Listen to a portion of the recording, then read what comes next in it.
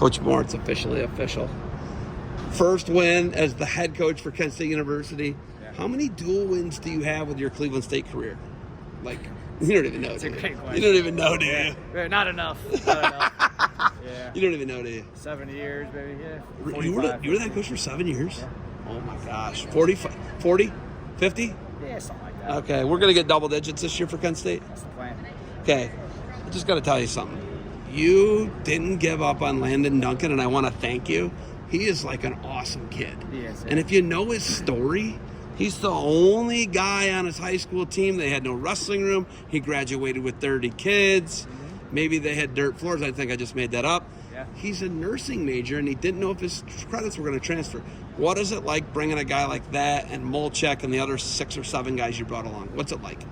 Yeah, I mean, it just really made the transition so much easier for us. I mean, we worked super hard on building a culture with the guys up there, just really being great teammates, great people, and supporting each other. And having that group follow just put a smile on my face, and I knew we were going to be able to hit the ground running here at Kent with those guys. And but I will say the group of guys that were at Kent before were also a really good group of kids, and the two groups, the Cleveland State guys and the Kent State guys, really meshed extremely well, which was, it made it easy for the coaching staff to just focus on other things and not worry about, inter team battles. Getting Schroeder back from the Rocky Mountain High out in Laramie, right? Yeah. There's over 7,000 feet above sea level. I don't know if you know that. You don't want to go wrestle a duel out there. You need to acclimate if you want to do it. That's like their thing. You know that, right? Yeah, it's like it's all over the wall and everything. They let you know you're above 7,000 feet above sea level. Yeah. We're under 1,000 here, I believe. We're right at it, right? Yeah. That's a difference. I don't know if you know that. Yeah. The oxygen in your blood's different. But bringing him back from the Rocky Mountain High back to Northeast Ohio, he went out. Was at Cleveland State with you for a year. Went out there into to Wyoming, and now you got him back. What does that mean? And bringing Freddie along from CSU. Yeah, no. When Devin coached with me at Cleveland State for that, it was literally like 8 or 9 months. I really just loved his passion. I loved his effort, his mind, just him as a coach. I really thought he was one of the best young coaches out there.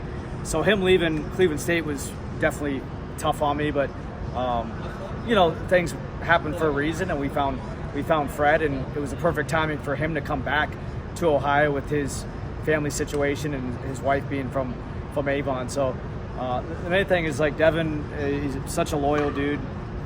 Really kind of reminds me of myself, like 15 years ago. Just wants to win, wants to recruit, wants to build relationships, wants to do it the right way, and really has just a really great mind. And I think people are just attracted to him. And I think that's, it's going to make Kent a special place, just having guys like him and Fred, just guys that want to get out there and connect with people and build something special. I think Jake Ferry and McCracken are the last 2 NCAA qualifiers they had in 2022 in Detroit. They haven't had a qualifier since 2022 in Detroit. What are you going to do? I don't know if you guys are the host. I think the MAC's the host. Is the MAC the host? Who's hosting? Yeah, the MAC. The MAC's the host. Mid-American Conference is the host. They're out of Cleveland. It's in Cleveland, NCAA tournament. What do you got to do to get as many flashes, not one, a bunch of flashes, to make the commute up to Quicken Loans? Yeah. Rocket Mortgage, whatever it is. Yeah, I mean, I think it's a long-winded question. I think for us, we got to continue just doing what we're doing. But the main thing this year, our focus is building confidence. So we got to get these kids believe they can compete with, the best guys in the country. We got to get them to bring energy every single day, and we got to get them to support each other, and that's really the secret recipe, along with just having fun. So these guys want to be here. They're here for a reason. They want to do well. They want coaches that care about them. They want coaches that push them, and that's what we're going to do. And the sky's the limit with a lot of these guys. There's a lot of kids on this team that are kind of untapped, that haven't been, pushed and coached and really, I guess, mentally built the right way, and we're all about it. And we see big improvements after the first 2 months, and we're just looking to continue that growth throughout the course of the season, and I think good things will happen.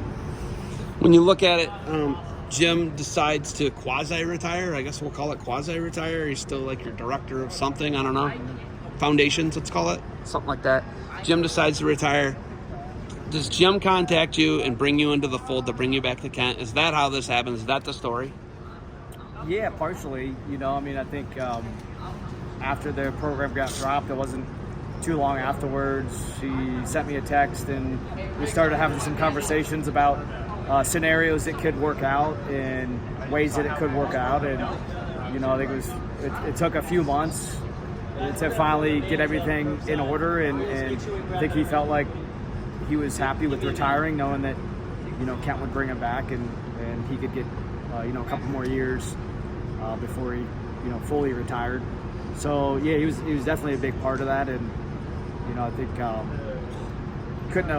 timing couldn't have worked better, just with Cleveland State dropping, and I think the position that Kent was in, just kind of struggling to get recruits and struggling to have results and struggling to kind of build that energy. So I think it was the perfect timing for everything, and I'm just I'm grateful to be in this situation, and I want to work my ass off to put this program back in a place that's this well respected among Northeast Ohio, and continue to recruit the best kids, and I mean, you saw it tonight. We had 500-600 fans at a high school coming out to support these guys, and that's because of effort. And with wrestling, effort's rewarded. If you have good effort in the practice room, you're going to be rewarded by winning more matches. You have good effort marketing and promoting and building connections and networking, you're going to be rewarded with fans and supporters. Your son is the star pitcher for this team. Yeah. They made pretty deep run into the Ohio high school state playoffs last year. Little Josh, who's bigger than you. Yeah. Little Josh is over 6 foot tall. Yeah. Right? And he's a flamethrower. He throws mid-upper 80s, right? Yeah, he's more of an off-speed. He's probably low 80s, but he has a lot of funk. Yeah. He does a really good job. But this is your son's school. Yep. The other two go to Falls, right? Yep. But you live in Stowe.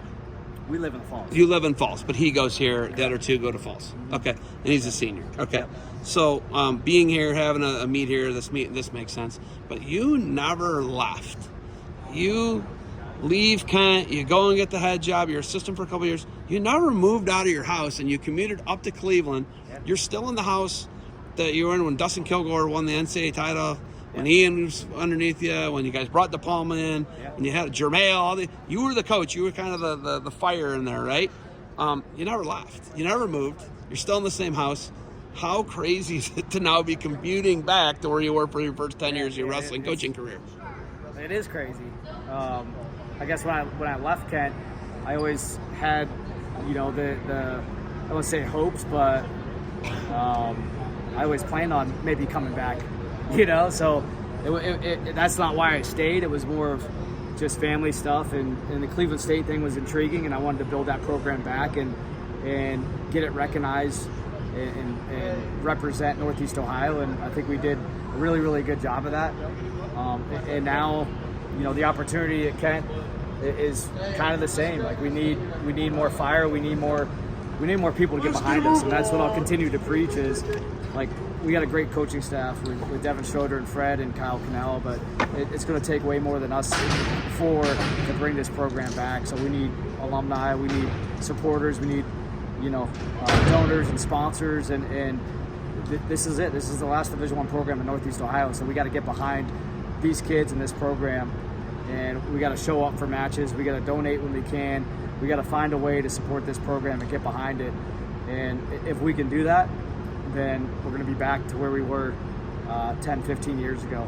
Top 25 teams, All-Americans, MAC championships, and that's honestly our goal. You got a huge club turnout. You're getting 50-plus kids at Kids Club in the Kent State Wrestling Room. You've got a huge home slate. You have 9 or 10 home dates. Yeah. I'm trying to get to all of them if I can. I'm greedy. I'm selfish. I want to. I live right up the road in the Chagrin area, in the Chagrin River Valley. So was that made? Was it already made, or did you kind of Jay Moore snake some home duels in there? How'd you do that? Was it already made? Yeah, I'd say it was half made. We switched a few things around. This we added. Virginia was I think on there, but we changed the date slightly to make this combination work. And then we actually, it's not official yet, but we added Mercyhurst. So we're going to wrestle them the same night we're wrestling Central Michigan, just to give them another match, but give our guys another opportunity to wrestle. So I think the important part is, our guys need more matches, and we need not only more matches, but we need people to come out and support them and get behind them. And I think, the more we host events, the more we promote things, the more we make it fan friendly, but really open for everyone. Kids and coaches and grandmas and whoever wants to come. We want to see you guys in the stands, and we're going to work our butt off these first couple of years to really build some relationships and pack the MAC Center and the field house if we're out there. I'll be a season ticket holder here whenever I can do it. I want to show me. So it looks like this. Okay, I want that. It's not a credential; it's a pass. What is the writing? Can I see what the Oh, we got. It's a little bit of the history of the That's program. pretty sweet, dude. Yeah. That's cool. I'll get one of those, right?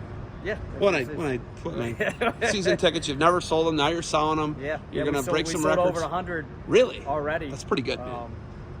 0 to 100 real quick. Hey. Yeah. Okay. Yeah, so. Club program. You got Canal back in there. Ian's right down the road. Some of the guys trained with Ian this summer. Yeah. You like that, right? Of course. You guys got good guys around, and that's a good thing. Lock Haven's coming, right? I like that.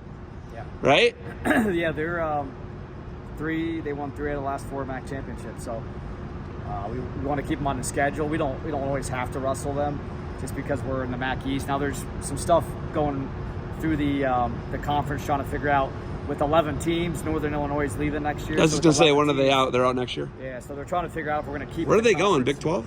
Pac-12. Pac-12. But yeah, Pac-12 still got a thing, huh? They're working on it. They're working on it. Yikes. But yeah, Lock Haven's a good duel. Going to be one of our last duels of the year. So just finish with a bang, see what we got, compete against the best teams in the conference, and